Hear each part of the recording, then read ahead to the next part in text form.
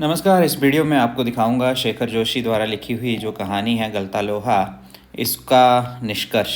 ठीक है, शेखर जोशी ने ये कहानी लिखी हुई है गलता लोहा। इसका निष्कर्ष बताऊंगा, विद इन 5 मिनट में आप इसको जान लोगे क्या है इस कहानी में।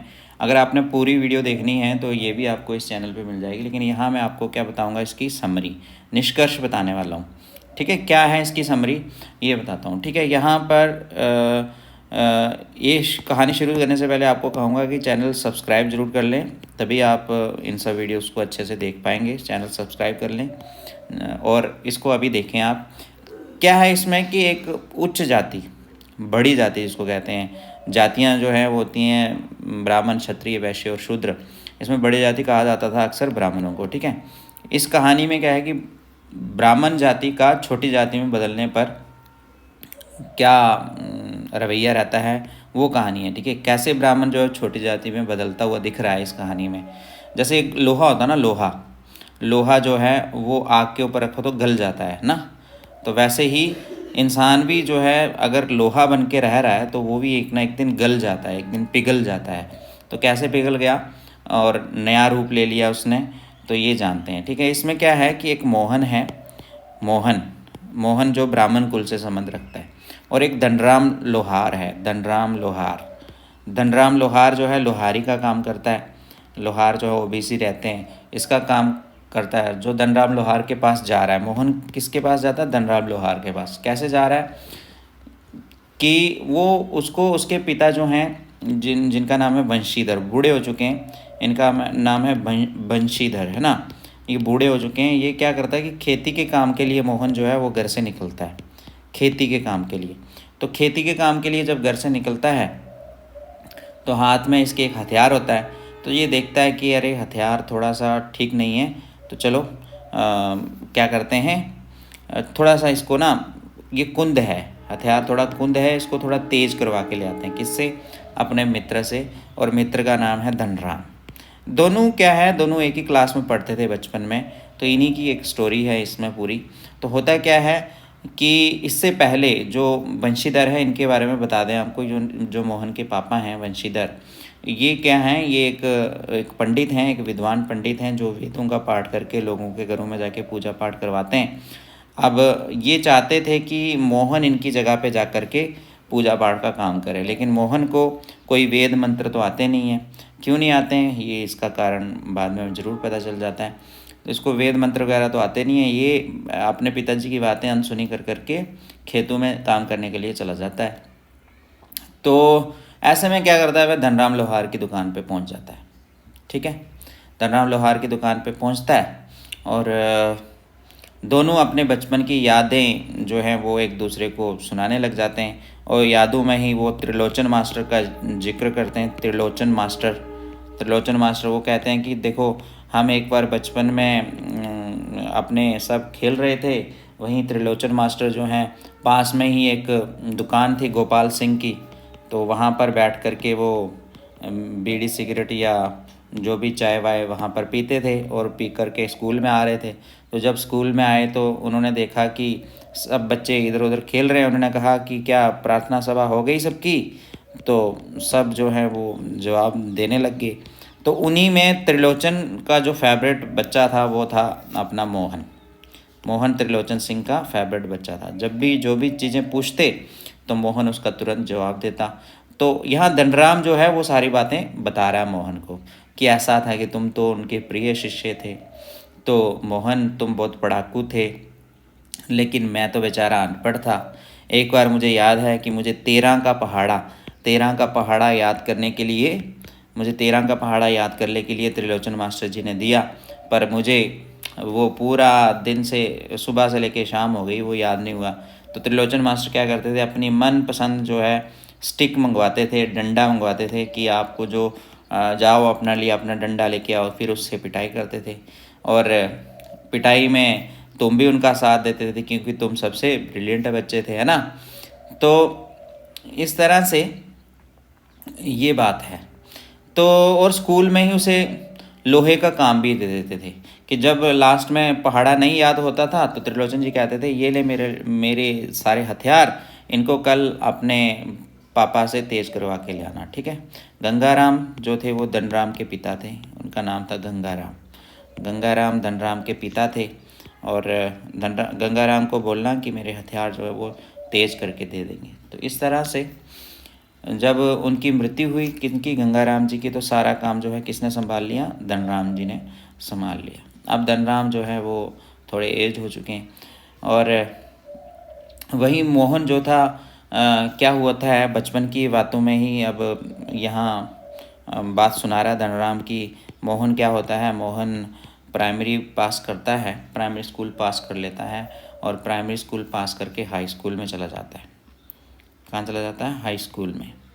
हाई स्कूल में चला जाता है। हाई स्कूल कहाँ था, हाई स्कूल था एक नदी पार करके, एक नदी थी गांव में, उसको पार करके हाई स्कूल में जा कर के पढ़ना था।